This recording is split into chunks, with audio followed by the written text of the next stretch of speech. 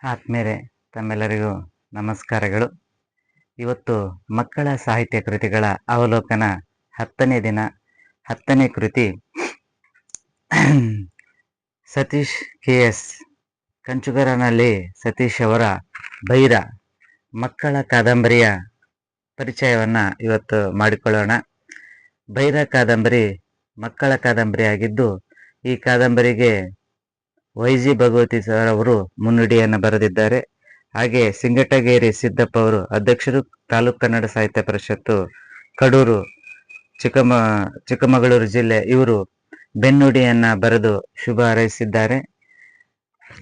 ಕಂಸ ಅನ್ನುವಂಥ ಕಾವ್ಯನಾಮದೊಂದಿಗೆ ಕವಿತೆಗಳನ್ನ ಕಥೆಗಳನ್ನ ಬರೀತಿರುವಂಥ ಸಾಹಿತ್ಯ ಸೇವೆಯನ್ನು ಮಾಡುತ್ತಿರುವಂಥ ಕಂಚುಗಾರನಲ್ಲಿ ಸತೀಶ್ ಅವರು ಮೂಲತಃ ಚಿಕ್ಕಮಗಳೂರು ಜಿಲ್ಲೆಯವರು. ಪ್ರಸ್ತುತ ಗದಗ ಜಿಲ್ಲೆಯಲ್ಲಿ ಪ್ರಾಥಮಿಕ ಶಾಲೆ ಶಿಕ್ಷಕರಾಗಿ ಸೇವೆ ಸಲ್ಲಿಸ್ತಾ ಇದ್ದಾರೆ. ಈಗಾಗಲೇ ಕಥೆಗಳನ್ನ ಕವಿತೆ ಸಂಕಲನಗಳನ್ನ ರಚಿಸಿದ್ದಾರೆ. ಸ್ಯಾನಿಟರಿ ಪ್ಯಾಡ್ ಅನ್ನುವಂಥ ಕಾದಂಬರಿಯನ್ನ, ಬಂಗಾರದ ಹನಿಗಳನ್ನುವಂಥ ಕವನ ಸಂಕಲನವನ್ನ, ಮುಂದೇನಾಯ್ತು ಅನ್ನುವಂಥ ಕವನ ಸಂಕಲನವನ್ನು ರಚಿಸಿದ್ದಾರೆ. ಚಿಂಟು ಪಿಂಟು ಮತ್ತು ಮಿಂಚುವಿನ ಸಂಚಲನ ಅನ್ನುವಂಥ ಮಕ್ಕಳ ಕಾದಂಬರಿಯನ್ನ ರಚಿಸಿದ್ದಾರೆ. ನನ್ನವಳು ನಕ್ಕಾಗ ಅನ್ನುವಂಥ ಗಜಲ್ ಸಂಕಲನವನ್ನ, ಭೈರವ ಅನ್ನುವಂಥ 6ನೇ ಸಾಹಿತ್ಯ ಕೃತಿಯಾಗಿರುವಂಥ ಇದು ಮಕ್ಕಳ ಕಾದಂಬರಿಯಾಗಿದೆ. ಈಗಾಗಲೇ ಮಕ್ಕಳ ಕಾದಂಬರಿಗಳನ್ನ ಬರೆಯೋರ ಸಂಖ್ಯೆ ವಿರಳಾಗಿರುವಂತಹ ಸಂದರ್ಭದಲ್ಲಿ ತಮ್ಮಣ್ಣ ಬೀಗರವರು, ಪ್ರಸನ್ನ ಮಂಡ್ಲಗಿರಿ ಅವರು ಕಾದಂಬರಿಗಳನ್ನ ಬರಿತಾ ಇದ್ದಾರೆ. ಅದೇ ರೀತಿ ಮಕ್ಕಳ ಕಾದಂಬರಿಗಳನ್ನ ಬರೆಯುವಂತಹ ಸಂದರ್ಭದಲ್ಲಿ ವಿಷಯ ವಸ್ತು ಆಯ್ಕೆ ಹಾಗೂ ನವಿರಾದ ನಿರೂಪಣೆಯ ಶೈಲಿ ಹಾಗೂ ಸೊಗಸಾದ ಪದ ಸಂಪತ್ತು ಇರಬೇಕಾದ ಅವಶ್ಯಕವಾಗಿದೆ. ಈ ಅಂಶಗಳನ್ನ ಬೈರ ಕಾದಂಬರಿ ಒಳಗೊಂಡಿದೆ. ಒಂದು ಭೈರವೇಶ್ವರ ದೇವಸ್ಥಾನದ ಊರಿನ ಆರಾಧ್ಯ ದೈವವಾಗಿರುವಂತ ಭೈರವೇಶ್ವರ ದೇವರ ಹೆಸರನ್ನ ಒಂದು ಪುಟ್ಟ ಆನೆಗೆ ಇಟ್ಟು, ಆ ಆನೆ ಒಂಟಿ ಸಲಗಾಗಿರುವಂತ ಆನೆಯನ್ನ ಯಾವ ರೀತಿ ಬದಲಾಗುತ್ತೆ, ಮನುಷ್ಯರನ್ನ ಯಾವ ರೀತಿ ಪ್ರೀತಿಸುತ್ತೆ ಹಾಗೂ ಗ್ರಾಮದ ರಕ್ಷಕನಾಗಿ ಯಾವ ರೀತಿ ನಿಲ್ಲುತ್ತೆ ಅನ್ನುವಂಥ ಅಂಶವನ್ನ ಬೈರ ಕಾದಂಬರಿ ಒಳಗೊಂಡಿದೆ. 21 ಅಧ್ಯಾಯವನ್ನು ಒಳಗೊಂಡಿರುವಂತಹ ಈ ಕಾದಂಬರಿ ಸೊಗಸಾದ ನಿರೂಪಣೆ ಶೈಲಿ ಹಾಗೂ ವಿಷಯ ವಸ್ತುವನ್ನು ಹೊಂದಿದೆ. ಹಾಗೂ ನಡುವೆ ಹಾಸ್ಯ ಸಂದರ್ಭಗಳನ್ನ ಸಹ ಒಳಗೊಂಡಿದೆ. ಶಾಲೆಗೆ ಹೊಸ ಮೇಷ್ಟ್ರು ಬಂದರು ಅನ್ನುವಂಥ ಅಧ್ಯಾಯದೊಂದಿಗೆ ಪ್ರಾರಂಭವಾಗುವಂತ ಈ ಕಾದಂಬರಿ ವಿದ್ಯಾರ್ಥಿಗಳಿಗೆ ಯಾವ ರೀತಿಯ ಶಿಕ್ಷಕರು ಇಷ್ಟ ಆಗ್ತಾರೆ ಅನ್ನುವಂಥ ಅಂಶವನ್ನ ಒಳಗೊಂಡಿದೆ. ಇದರಲ್ಲಿ ಡೈಸಿ ಮತ್ತು ಮಕ್ಕಳಿಗೆ ಆಟ ಆಡಿಸೋ ಮೇಷ್ಟ್ರು ಬರಬೇಕು ಅಂತ ಒಬ್ರು ಅಂದರೆ, ಇಲ್ಲ ನನಗೆ ಕತೆ ಹೇಳೋ ಮೇಷ್ಟ್ರು ಬರಬೇಕು ಅಂತ ಮತ್ತೊಬ್ರು, ಇಲ್ಲ ನನಗೆ ಡ್ಯಾನ್ಸ್ ಹೇಳೋ ಮೇಷ್ಟ್ರು ಬರಬೇಕು ಅಂತ ಮತ್ತೊಬ್ರು, ನನಗೆ ಆಟವನ್ನು ಹೇಳ್ಕೊಡುವಂತ ಮೇಷ್ಟ್ರು ಬರ್ಬೇಕಂತ ಒಬ್ರು, ನನಗೆ ಯಾವ ಮೇಷ್ಟ್ರು ಬಂದ್ರು ಪರವಾಗಿಲ್ಲ ಅಡ್ಜಸ್ಟ್ ಆಗಿ ಹೋಗ್ತೀನಿ ಅನ್ನೋಂತ ಆಮೇಲೆ ಹೇಳುವಂತ ವಿದ್ಯಾರ್ಥಿಗಳು ವಾಸೀಮು, ಆಮೇಲೆ ದೇವ್ ಅನ್ನುವಂಥ ವಿದ್ಯಾರ್ಥಿಯೊಂದಿಗೆ ಕತೆ ಅದೇ ಪ್ರಾರಂಭ ಆಗುತ್ತೆ. ಹಾಗೆ ಬೈರಾಪುರದ ಸುತ್ತಮುತ್ತ ಸುಂದರವಾದ ಮಲೆನಾಡಿನ ಪ್ರದೇಶವಾಗಿರುವಂತ ಬೈರಾಪುರವನ್ನ ತಮ್ಮ ಗ್ರಾಮದಲ್ಲಿ ನಡೆಯುವಂತ ಘಟನೆಗಳನ್ನ ಹಾಗೂ ಕಣ್ಣರೆ ಕಂಡಿರುವಂತ ಆನೆಯನ್ನ ಪಳಗಿಸುವುದು, ಕೆಡ್ಡ ತೋಡುವುದು, ಆನೆಯನ್ನು ಹಿಡಿಯುವಂತ ಅರಣ್ಯ ಇಲಾಖೆಯವರ ಕೆಲಸವನ್ನು ಸಹ ಈ ಕಾದಂಬರಿಯಲ್ಲಿ ದಾಖಲಿಸುವಂತ ಪ್ರಯತ್ನವನ್ನ ಲೇಖಕರು ಮಾಡಿದ್ದಾರೆ.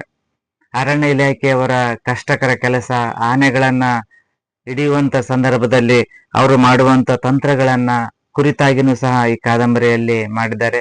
ಹಾಗೆ ಆನೆಗಳು ಬಂದು ಕಬ್ಬಿನ ಗದ್ದೆಯಲ್ಲಿ, ಭತ್ತದ ಗದ್ದೆಯಲ್ಲಿ ಬೆಳೆಗಳನ್ನ ನಾಶ ಮಾಡಿದ ಸಂದರ್ಭದಲ್ಲಿ ಆನೆಗಳಿಂದ ಹಾಗೂ ಮುಳ್ಳುಹಂದಿಗಳಿಂದ ರಕ್ಷಣೆಗಾಗಿ ರೈತರು ಕರೆಂಟನ್ನ ಸುತ್ತಲೂ ತೋಟಗಳಿಗೆ ಅಳವಡಿಸುವುದರಿಂದ ಆಗುವಂತ ಸಮಸ್ಯೆಗಳು, ಆನೆಗಳು ಸಾವನ್ನಪ್ಪಿದಾಗ, ತಾಯಿ ಆನೆ ಸತ್ತಾಗ ಮರಿ ಆನೆ ಪಡುವಂತಹ ಸಂಕಟ, ದುಃಖ, ಅಂತಹ ಎಲ್ಲ ಒಂದು ಸೂಕ್ಷ್ಮಾತಿ ಸೂಕ್ಷ್ಮ ವಿಷಯಗಳನ್ನು ಸಹ ಲೇಖಕರು ಈ ಕಾದಂಬರಿಯಲ್ಲಿ ದಾಖಲಿಸುವಂತ ಕೆಲಸ ಮಾಡಿದ್ದಾರೆ. ಈ ಲೇಖಕನಿಗೆ ಸೂಕ್ಷ್ಮಮತಿ ಇರಬೇಕಾದಂತಹದ್ದು ಅವಶ್ಯಕ. ಹಾಗೆ ಒಂದು ಸೂಕ್ಷ್ಮ ಸಂವೇದಿ ಗುಣದ ಜೊತೆಗೆ ಮಕ್ಕಳು ಯಾವ ರೀತಿ ಯೋಚನೆ ಮಾಡ್ತಾರೆ ಅನ್ನೋಂಥ ಯೋಚನೆ ಲಹರಿ ಸಹ ಅಗತ್ಯವಾಗುತ್ತೆ.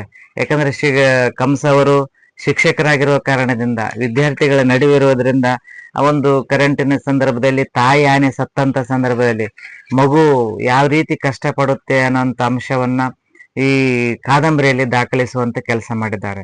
ಹಾಗೆ ನಾಗಪ್ಪ ಒಂದು ಸಲ ಈ ರೀತಿ ಕಷ್ಟವನ್ನ ಪಟ್ಟು ತಾಯಿ ಸತ್ತಂತ ಸಂದರ್ಭದಲ್ಲಿ ಅದನ್ನ ಕಾಡಿಗೆ ಓಡಿ ಹೋದಾಗ ಆ ಸಿಟ್ಟನ್ನ ಅದು ಹಾಗೆ ಉಳಿಸ್ಕೊಂಡಿರುತ್ತೆ. ಯಾರು ಕಾಡಿಗೆ ಬರ್ತಾರೆ ಕಟ್ಟಿಗೆ ಕಡಿಯಲು, ಆಗ ಅಂತವರ ಮೇಲೆ ತನ್ನ ಸಿಟ್ಟನ್ನು ತೋರಿಸುವಂತ ಕೆಲಸವನ್ನ ಆನೆ ಮಾಡ್ತಾ ಇರ್ತದೆ. ಆನೆ ಕಾಟಕ್ಕೆ ರೈತರೆಲ್ಲರೂ ಬಂದೂಕುಗಳನ್ನ ಪಟಾಕಿಗಳನ್ನ ಜೊತೆಗೆ ಇಟ್ಕೊಂಡು ಕಾಡಿನ ನಡುವೆ ಸಂಚರಿಸುವಂತ ಸಂದರ್ಭದಲ್ಲಿ ಒಂದು ದಿನ ನಾಗಪ್ಪ ಕಟ್ಟಿಗೆ ಕಡಿಯಕ್ಕೆ ಹೋದಾಗ ಆನೆ ಅವನನ್ನ ಒಡೆದು ಕೊಲ್ಲಿಬಿಡುತ್ತೆ. ಇಂಥ ಸಂದರ್ಭದಲ್ಲಿ ಕಾಡಿನಲ್ಲಿ ಹೋಗ್ಬೇಕಾದ್ರೆ, ನಡೆದಾಡಿಕೊಂಡು ಹೋಗ್ಬೇಕಾದ್ರೆ ಭಯಪಡುವಂತ ವಾತಾವರಣ ನಿರ್ಮಾಣ ಆಗುತ್ತೆ.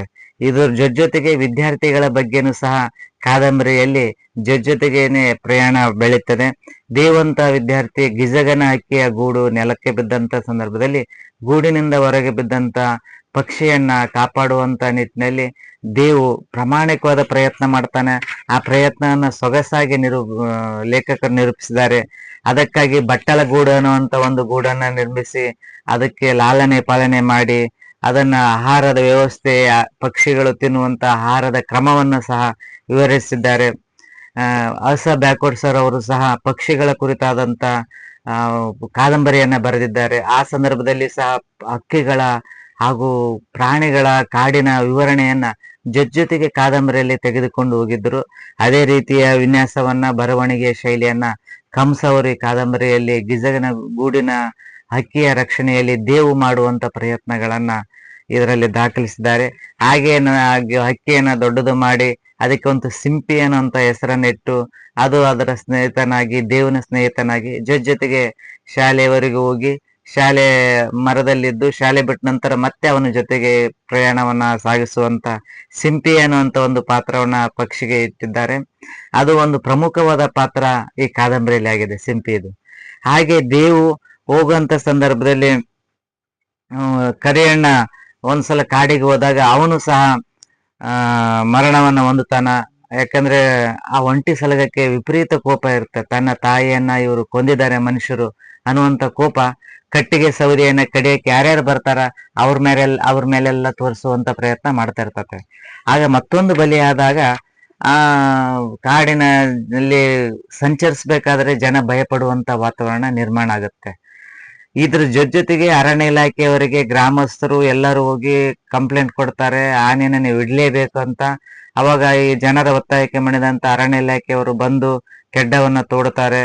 ಬಹಳಷ್ಟು ಕಡೆ ಆನೆಯನ್ನು ಹಿಡಿಯೋಕೆ ಏನೇನು ಬೇಕು ಪೂರ್ವ ಯೋಜನೆಯನ್ನ ರೆಡಿಯಾಗಿ ಅರಣ್ಯ ಇಲಾಖೆಯವರು ಮಾಡ್ತಾರೆ. ಆದ್ರೆ ಅರಣ್ಯ ಇಲಾಖೆಯವರು ಮಾಡಿರೋಂತ ಯಾವುದೇ ಕೆಲಸಗಳು ಸಹ ಸಫಲ ಆಗೋದಿಲ್ಲ. ಆನೆ ಇವರೆಲ್ಲ ಎಲ್ಲೆಲ್ಲಿ ಹಿಡಿಬೇಕಂತ ವ್ಯವಸ್ಥೆ ಮಾಡಿರ್ತಾರೆ, ಅಲ್ಲಿ ಬಿಟ್ಟು ಬೇರೆ ಕಡೆ ಎಲ್ಲ ಸಂಚರಿಸ್ತಿರ್ತದೆ ಆನೆ. ಆದ್ರೆ ಅನಿವಾರ್ಯವಾಗಿ ಬೇರೆ ಕಡೆ ಒಂದು ಪ್ರಪಾತದಲ್ಲಿ ಸಿಕ್ಕಿ ಬಿದ್ದು ಬಿಡುತ್ತೆ ಆನೆ. ಅವಾಗ ಒಂದು 3-4 ದಿನ ಆನೆ ಒಟ್ಟ ಆಹಾರವಿಲ್ಲದ ನಿತ್ರಾಣ ಇರುವಂತ ಸಂದರ್ಭದಲ್ಲಿ ಸಿಂಪಿಗೆ ಯಾರೋ ನರಳುತ್ತಿರುವಂತ ಶಬ್ದ ಕೇಳಿದಾಗ ಅದು ಅವನು ಮತ್ತು ದೇವು ಹೋಗಿ ನೋಡಿದಾಗ ಆನೆ ಇರುತ್ತೆ. ಅವಾಗ ಮೊದಲಿಗೆ ದೇವಿಗೆ ಭಯ ಆಗುತ್ತೆ. ಯಾಕಂದ್ರೆ ಆನೆ ಬಹಳಷ್ಟು ಜನರನ್ನ ಇಬ್ಬರನ್ನ ಕೊಲ್ಲಿರ್ತತೆ, ಬಹಳಷ್ಟು ಜನರಿಗೆ ಗಾಯಗಳನ್ನ ಮಾಡಿರ್ತತೆ. ಹಾಗಾಗಿ ದೇವು ಭಯಪಟ್ಟಾಗ ಆದ್ರೂ ಸಹಿತ ಅವನು ಒಂದು ಧೈರ್ಯವಾಗಿ ಆನೆ ಹಸಿವಿದೆ ಅಂತ ಗೊತ್ತಾಗುತ್ತೆ. ಹಾಗೆ ಸುತ್ತಮುತ್ತಲಿರುವಂತ ತಪ್ಪಲುಗಳನ್ನ ಅದನ್ನೆಲ್ಲ ಮುರಿದು ಅದರೊಳಗೆ ಹಾಕ್ತಾನೆ, ತೆಗ್ಗಿನೊಳಗೆ. ಅವಾಗ ಅದು ಆನೆ ಬಹಳ ಪ್ರಯಾಸದಿಂದ ಅದನ್ನ ತಗೊಂಡು ತಿನ್ನುವಂತ ಪ್ರಯತ್ನ ಮಾಡುತ್ತೆ. ಈ ಸಂದರ್ಭವನ್ನು ಸಹ ಸ್ವಾರಸ್ಯಕರವಾಗಿ ವಿವರಿಸಿದ್ದಾರೆ. ಮಗುವಿನ ಧೈರ್ಯ ಯಾವ ರೀತಿ ಇರುತ್ತೆ, ದೇವನ ಧೈರ್ಯ, ಮಕ್ಕಳಲ್ಲಿರುವಂತ ಪ್ರಾಣಿ ಪ್ರೀತಿಯನ್ನು ಸಹ ಸವಿಸ್ತಾರವಾಗಿ ಈ ಸಂದರ್ಭದಲ್ಲಿ ವಿವರಿಸುವಂತ ಪ್ರಯತ್ನವನ್ನ ಲೇಖಕರು ಮಾಡಿದ್ದಾರೆ. ಆದ್ರೆ ಆನೆಯನ್ನ ಹೊರತರಬೇಕು ಅನ್ನೋಂತ ಸಂಕಲ್ಪನ ಮಾಡ್ತಾನೆ. ಆದ್ರೆ ಬೃಹದಾಕಾರವಾಗಿರುವಂತ ದೊಡ್ಡ ಗಾತ್ರದ ಆನೆಯನ್ನ ಹೊರತರಕ ಅವನಿಂದ ಆಗಲ್ಲ. ಆಗ ಅವನು ಏನ್ ಮಾಡ್ತಾನೆ, ತನ್ನ ಸ್ನೇಹಿತರನ್ನ ಈ ಸಂದರ್ಭದಲ್ಲಿ ತನ್ನ ಜೊತೆಗೆ ಬಳಸ್ಕೊಂಡು ಸ್ನೇಹಿತರ ಸಹಾಯದಿಂದ ಅವನು ಹಾರಿ ಗುದ್ಲಿ ಪುಟ್ಟಿಗಳನ್ನ ಮನೆಯಿಂದ ತಂದು ನವೀನ, ರಚನಾ, ಕುಮಾರ, ವಾಸಿಮು, ನದಿಯ, ಡೈಸಿ, ಅರುಣ್, ಸಾತ್ವಿಕ್ ಈ ಸಂದರ್ಭದಲ್ಲಿ ಸಹ ದೇವು ಒಂದು ಮಹತ್ವದ ಒಂದು ನಿರ್ಧಾರ ಮಾಡ್ತಾನೆ. ಅಂದ್ರೆ ಈಗ ರಹಸ್ಯ ಕಾರ್ಯಾಚರಣೆಯನ್ನ ಯಾರಿಗೂ ಮನೆಯವರಿಗೆ ಗೊತ್ತಿಲ್ಲದಂತೆ, ಗ್ರಾಮಸ್ಥರಿಗೆ ಗೊತ್ತಿಲ್ಲದಂತೆ ಕೆಲಸ ಆಗ್ಬೇಕು. ಹಾಗಾಗಿ ನಂಬಿಕೆಯಸ್ತಂತ ಗೆಳೆಯರನ್ನ ಜೊತೆ ಮಾಡಿಕೊಂಡು ಆ ಕೆಡ್ಡದಲ್ಲಿ ಬಿದ್ದಿರುವಂತ ಆನೆ, ಪ್ರಪದಲ್ಲಿ ಬಿದ್ದಿರುವಂತ ಆನೆಯನ್ನ ಹೊರತರಬೇಕಾದ್ರೆ ಒಂದು ಪುಟ್ಟದಾದ ಕಾಲುವೆಯನ್ನ ನಿರ್ಮಿಸ್ತಾರೆ. ಅದು ಅದರಿಂದ ಹೊರಬರ್ಬೇಕಂತೇಳಿ ದಿನಾಲೇ ಶಾಲೆಯಿಂದ ಹೋಗೋಕ್ಕಿಂತ ಬೇಗ ಬಂದು ಅದನ್ನ ಕಾಲುವೆನ ತೋಡುವಂತ ಕೆಲಸ ಮಾಡಿ ನಂತರ ಅದು ಆರಿ ಗುದ್ಲಿ ಸಲಿಕೆ ಪುಟ್ಟಿಯನ್ನ ಅಲ್ಲೇ ಮರದಡಿ ಅಡಗಿಸಿ ಶಾಲೆಗೆ ಹೋಗ್ತಿರ್ತಾರೆ. ವಿಪರೀತ ಕೆಲಸ ಆದ ಸಂದರ್ಭದಲ್ಲಿ ಶಾಲೆಯಲ್ಲಿ ನಿದ್ದೆ ಬರ್ತಿರ್ತತೆ, ಆದ್ರೂ ಸಹ ಅದನ್ನ ಮತ್ತೆ ನಿದ್ದೆಯಿಂದ ಎದ್ದು ಮತ್ತೆ ತರಗತಿಯನ್ನು ಕೇಳುವಂತ ಸಂದರ್ಭದಲ್ಲಿ ವಿದ್ಯಾರ್ಥಿಗಳು ಪ್ರಾಣಿಗಳ ಪ್ರೀತಿಯನ್ನ ತೋರಿಸುವ ಜೊತೆಗೆ ಪಾಠದಲ್ಲಿ ಸಹ ಆಸಕ್ತಿಯಿಂದ ಕೇಳ್ತಾ ಪಾಠಗಳನ್ನ ಕೇಳ್ತಾ ತರಗತಿಯನ್ನು ಯಾವುದೇ ತರಗತಿಯನ್ನ ಅವಧಿಗಳನ್ನ ಮಿಸ್ ಮಾಡ್ಕೊಳ್ಳದೆ ಕಂಪಲ್ಸರಿ ಎಲ್ಲ ತರಗತಿಯಲ್ಲಿ ಇರುವಂತ ವಿದ್ಯಾರ್ಥಿಗಳು ಚತುರ ವಿದ್ಯಾರ್ಥಿಗಳಾಗಿದ್ದಾರೆ ಅನ್ನುವಂಥದ್ದನ್ನ ಬಹಳ ಸ್ವಾರಸ್ಯಕರವಾಗಿ ವಿವರಿಸಿದ್ದಾರೆ. ಎಲ್ಲ ಪ್ರಯತ್ನದ ಫಲವಾಗಿ ಆನೆ ಕೊನೆಗೆ ಅದು ಕೆಡ್ಡದಿಂದ ಪ್ರಪದಿಂದ ಹೊರಗೆ ಬರುತ್ತೆ. ಬಂದ ನಂತರ ಇವರಿಗೆ ಸಾಷ್ಟಾಂಗ ನಮಸ್ಕಾರ ಮಾಡಿ ಇವರು ಏನು ಮಾಡಿದ್ರು ಸಹಾಯ ಅದಕ್ಕೆ ಕೃತಜ್ಞತಾ ಪೂರ್ವಕವಾಗಿ ಅವ್ರನ್ನ ತನ್ನ ಬೆನ್ನ ಮೇಲೆ ಕುಳಿಸ್ಕೊಂಡು ಸವಾರಿ ಮಾಡ್ತಾರ. ಅವಾಗ ದೇವು ಮತ್ತು ಅವನ ಸ್ನೇಹಿತರು ಈ ಸವಾರಿ ಬಂದಾಗ ಮತ್ತೊಂದಿನ ಆನೆ ಕಣ್ಮರೆ ಆಗ್ಬಿಡುತ್ತೆ. ಅವಾಗ ಸಿಂಪಿ ಹುಡುಕುತ್ತೆ. ಹುಡುಕಿದಾಗ ಅದು ದೂರದಲ್ಲಿ ಎಲ್ಲೋ ಒಂದು ಕಡೆ ಆನೆ ಮಲಗಿಬಿಟ್ಟಿರುತ್ತ. ಅವಾಗ ಇವರೆಲ್ಲ ಹುಡ್ಕೊಂಡು ಹೋಗ್ತಾರೆ. ಆನೆಗೆ ಏನಾಗಿರುತ್ತೆ, ಒಂದು ಮರದ ಕೊಲ್ಲಿ ಅದ್ರೊಳಗ ಕಾಲಿನಲ್ಲಿ ಸಿಗಿ ಬಿದ್ದುಬಿಟ್ಟಿರುತ್ತೆ. ಕಾಲಿನಲ್ಲಿ ಸಿಕ್ಕಾಕೊಂಡು ಕ್ಯೂ ಆಗಿರುತ್ತ. ಅಂತ ಸಂದರ್ಭದಲ್ಲಿ ವಿದ್ಯಾರ್ಥಿಗಳು ಎಲ್ಲರೂ ಸೇರಿ ಆ ಕಟ್ಟಿಗೆ ತುಂಡನ್ನ ಕಾಲಿನಿಂದ ಬಹಳಷ್ಟು ಬಳ ಹಾಕಿ ಅದನ್ನ ಕಿತ್ತಿದಾಗ ಆನೆಗೆ ಕಾಲಿನಲ್ಲಿ ಕ್ಯೂ ಆಗಿರುತ್ತೆ. ಆ ಸಂದರ್ಭದಲ್ಲಿ ಎಲ್ಲರೂ ಸಹಿತ ಕೈಲಿ ಒತ್ತರ ಆಗೋದಿಲ್ಲ. ಅವಾಗ ಅದನ್ನ ಕಾಲಿನಿಂದ ತುಳಿದು ಕ್ಯೂ ತೆಗೆದು ಆನೆಗೆ ಒಂದು ಚಿಕಿತ್ಸೆಯನ್ನು ನೀಡಿ ಮಕ್ಕಳೇ ವೈದ್ಯರಾಗ್ತಾರೆ. ಮನೆಯಿಂದ ವೈದ್ಯಕೀಯ ಸಾಮಾನುಗಳು ಏನೇನು ಬೇಕು ಅರಿಶಿನ ಅವನ್ನೆಲ್ಲ ತಂದು ವಿದ್ಯಾರ್ಥಿಗಳಿಗೆ ಹಚ್ಚಿ ವಿದ್ಯಾರ್ಥಿಗಳು ಎಲ್ಲರೂ ಆನೆಗಳಿಗೆ ಹಚ್ಚಿ ಮಕ್ಕಳ ಆನೆಯನ್ನ ಇದರಿಂದ ಕಾಪಾಡ್ತಾರೆ.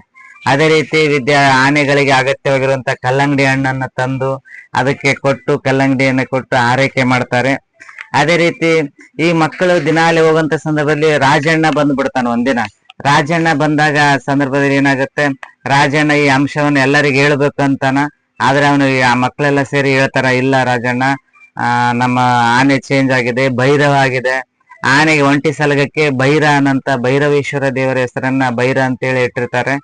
ಆಗ ಅವನಿಗೆ ಹೇಳ್ತಾರೆ ರಾಜನಿಗಿಲ್ಲ, ಆನೆ ಬದಲಾಗಿದೆ ಅಂದಾಗ ರಾಜನು ಸಹ ನಂಬ್ತಾನ. ಆನೆಯನ್ನ ನೋಡಿ ಮುದ್ದಿಸಿ ಆನೆಯನ್ನ ಪ್ರೀತಿಸ್ತಾನೆ. ಹಾಗೆ ಈ ಸಂದರ್ಭದಲ್ಲಿ ಒಂದು ಸಲ ಆನೆ ಒಂದು ಕಾಡಿನಲ್ಲಿ ಹೋಗ್ಬೇಕಾದ್ರೆ ಅವರಿಗೆ ಬಹಳಷ್ಟು ರಕ್ತ ಬಿದ್ದಿರೋದನ್ನ ನೋಡ್ತಾರೆ ವಿದ್ಯಾರ್ಥಿಗಳು. ಯಾವ ಕಾರಣಕ್ಕಾಗಿ ರಕ್ತ ಬಿದ್ದಿತ್ತು, ಏನಾಯ್ತು ಅನ್ನೋಂತ ಒಂದು ರಹಸ್ಯನ್ನ ನೋಡುವಂತ ಸಂದರ್ಭದಲ್ಲಿ ಮರಿಯಪ್ಪ ಮತ್ತು ಅವನ ಮಗ ಕಾಡಿನಿಂದ ಹೋಗ್ಬೇಕಾದ್ರೆ ಅವ್ರಿಗೊಂದಿನ ಆ ಊರಿನ ಗೌಡ ವಿದೇಶಿಯರೊಂದಿಗೆ ಮಾತಾಡುವಂಥದ್ದು, ದಂತಕ್ಕಾಗಿ ಕೊಲ್ಲುವಂತ ಸಂದರ್ಭವನ್ನ ಸ್ವಾರಸ್ಯಕರವಾಗಿ ವಿವರಿಸಿದ್ದಾರೆ. ಕೊನೆಗೆ ಗ್ರಾಮಸ್ಥರು ಹಾಗೂ ದೇವು ಮಕ್ಕಳ ಎಲ್ಲರೂ ಸೇರಿ ಪೊಲೀಸ್ ಸಿಬ್ಬಂದಿಗೆ ಹಾಗೂ ಅರಣ್ಯ ಇಲಾಖೆಯವರಿಗೆ ಕಂಪ್ಲೇಂಟ್ ಕೊಟ್ಟು ಊರ ಗೌಡನ್ನ ಸಾಕ್ಷಿ ಸಮೇತವಾಗಿ ಹಿಡಿದಿಟ್ಟು ಅವನ್ನ ಪೊಲೀಸರಿಗೆ ಒಪ್ಪಿಸಿ ಆನೆಗಳನ್ನ ಮತ್ತು ದಂತಗಳನ್ನ ಪೊಲೀಸರಿಗೆ ಒಪ್ಪಿಸ್ತಾರೆ. ಆ ಮೂಲಕ ಈ ಕಾದಂಬರಿ ಮುಗಿಯುತ್ತದೆ. ಅಂದ್ರೆ ಮಕ್ಕಳ ಸಾಹಸ, ಮಕ್ಕಳು ಮನಸ್ಸು ಮಾಡಿದ್ರೆ ಎಷ್ಟೇ ದೊಡ್ಡ ಸಮಸ್ಯೆ ಇದ್ರೂ ಸಹ ಬಗೆಹರಿಸ್ತಾರೆ ಅನ್ನೋಂಥ ಅಂಶವನ್ನ ಈ ಕಾದಂಬರಿಯಲ್ಲಿ ಲೇಖಕರು ತುಂಬಾ ಉತ್ತಮವಾದ ಸೊಗಸಾದ ನಿರೂಪಣೆಯೊಂದಿಗೆ ಈ ಕಾದಂಬರಿ ಪೂರ್ಣಗೊಳ್ಳುತ್ತೆ. ಕಾದಂಬರಿಯನ್ನ ಬರೆದಿರುವಂತ ಕಂಸ ಅವರಿಗೆ ಮತ್ತೊಮ್ಮೆ ಅಭಿನಂದನೆಗಳನ್ನು ಸಲ್ಲಿಸ್ತಾ, ಇವರಿಂದ ಇನ್ನೂ ಹೆಚ್ಚಿನ ಸಾಹಿತ್ಯ ಕೃತಿಗಳ ರಚನೆ ಆಗಲಿ ಅಂತ ಈ ಸಂದರ್ಭದಲ್ಲಿ ಹಾರೈಸ್ತಾ, ಆತ್ಮೀಯ ಮಕ್ಕಳ ಸಾಹಿತ್ಯ ಪ್ರೇಮಿಗಳು ವಿಶೇಷ ಸಂದರ್ಭದಲ್ಲಿ ಉಡುಗೊರೆಯಾಗಿ ಮಕ್ಕಳ ಸಾಹಿತ್ಯ ಕೃತಿಗಳನ್ನ ಕೊಡುವ ಜೊತೆಗೆ ಮಕ್ಕಳಲ್ಲಿ ಓದುವ ಅಭ್ಯಾಸವನ್ನು ಸಹ ಬೆಳೆಸಬೇಕು ಹಾಗೂ ಮಕ್ಕಳ ಸಾಹಿತ್ಯವನ್ನು ಸಹ ಒಂದು ವಿಸ್ತರಿಸುವಂತ ಕೆಲಸ ನಿಮ್ಮಿಂದ ಆಗ್ಬೇಕು ಅಂತ ಆಶಿಸ್ತಾ 10ನೇ ದಿನದ ಮಕ್ಕಳ ಸಾಹಿತ್ಯ ಅವಲೋಕನ ಕೃತಿ ಪರಿಚಯವನ್ನ ಇವತ್ತಿನ ಈ ಕಾದಂಬರಿಯೊಂದಿಗೆ ಮುಕ್ತಾಯಗೊಳಿಸ್ತಿದ್ದೇನೆ. ಧನ್ಯವಾದಗಳು.